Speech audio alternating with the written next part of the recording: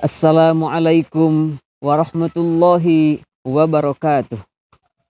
Hamdan wa syukran lillah, salatan wa salaman daimaini mutalazimaini ala sayyidina Rasulillah wa ala alihi wa ashabihi wa mawala amma ba'dah.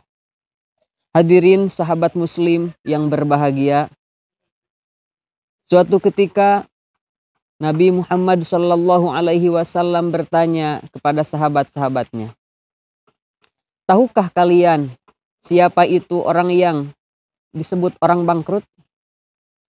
Kemudian kata para sahabat, kalau di kami ya Rasul, orang bangkrut itu adalah orang yang sudah tidak memiliki uang dan barang.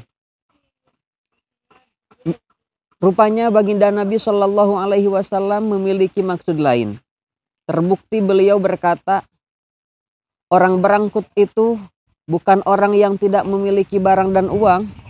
Orang bangkrut adalah orang yang datang di hari kiamat nanti membawa berbagai pahala amal, pahala sholat, pahala puasa, pahala zakat, pahala haji, dan pahala yang lainnya.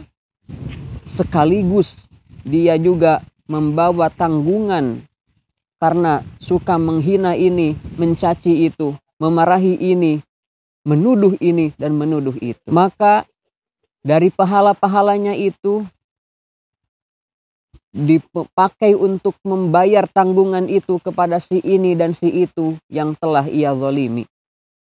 Sehingga jika pahala-pahala kebaikannya habis sebelum tanggungannya terhadap orang-orang dipenuhi, maka akan diambil keburukan orang-orang itu dan ditimpakan kepadanya, kemudian ia dilemparkan ke neraka. Na'udzubillahi min dzalik. Dari pernyataan baginda Nabi Shallallahu Alaihi Wasallam tersebut, kita menjadi tahu betapa pentingnya menjaga hubungan baik dengan sesama. Sering sekali kita melihat, kita menyaksikan orang yang mengaku umatnya Nabi Muhammad Shallallahu Alaihi Wasallam seperti sangat mengandalkan amal ibadahnya bagi keselamatan dan kebahagiaannya di akhirat kelak. Orang ini begitu yakin akan selamat dari neraka dan akan masuk ke surga karena dia merasa sudah melaksanakan ibadahnya. Ibadah puasa, sholat, zakat, dan haji dan lain-lainnya. Bahkan sering kita melihat orang yang seperti itu kemudian memandang sebelah mata orang lain yang dinilainya tidak serajin ia dalam melakukan ibadah ritual. Sehingga acap kali tidak menghiraukan orang lain dan tidak merasa perlu menjaga hubungan baik dengan sesama. Maka kita menyaksikan setiap hari seorang muslim dengan ringan melecehkan sesama saudaranya. Maka kita menyaksikan seorang haji bahkan setiap tahun naik haji yang memperlakukan buruh-buruhnya secara tidak manusiawi. Menyaksikan orang yang rajin puasa sekaligus rajin memakan harta rakyat. Menyaksikan orang yang rajin sembahyang sekaligus rajin merampas hak orang lain. Kita menyaksikan ustadz yang rajin mengkhotbahi orang sekaligus memprovokasi untuk melakukan tindakan kekerasan terhadap sesama. Menyaksikan kelompok orang beragama tanpa merasa bersalah melakukan tindakan sewenang-wenang kepada hamba-hamba Allah karena merasa lebih benar dan lebih dekat kepada Allah. Dan seterusnya, dan seterusnya. Melihat sabda Nabi tadi, nyatalah bahwa meskipun orang pulang ke alam baqo dan membawa bekal banyak berupa ibadah-ibadah ritual, masih bisa bangkrut bila tidak menjaga hubungannya dengan sesama. Ketika di dunia banyak menyakiti dan merampas hak orang lain. Maka hadirin, sungguh bijaksana pendahulu-pendahulu kita yang mentradisikan adanya halal bihalal setelah ritual puasa Ramadan.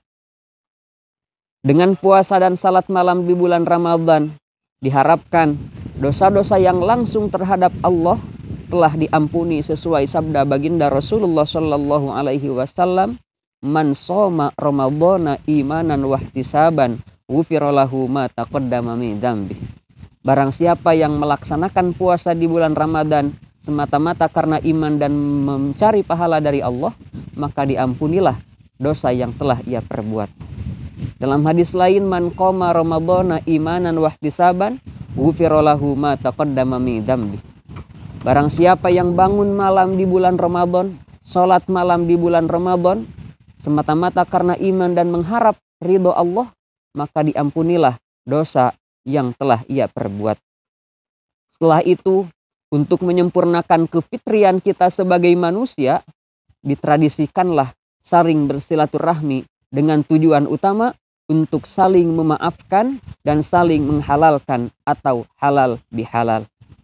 Jangan sampai kesalahan-kesalahan terhadap sesama manusia kelak menjadi ganjalan dan menyita modal amal kita, modal amal baik kita.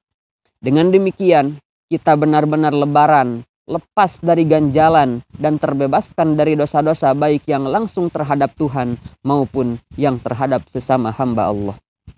Yuk, kita sama-sama meneruskan tradisi baik semacam halal bihalal ini sembari mendalami makna atau tujuan utama adanya halal bihalal ini. Akhir kata, saya ucapkan selamat Hari Raya Idul Fitri 1440 Hijriah, 1444 Hijriah. Mohon maaf lahir dan batin. Wallahul muwaffiq ila aqwamit thoriq. Wassalamualaikum warahmatullahi wabarakatuh. Orang selalu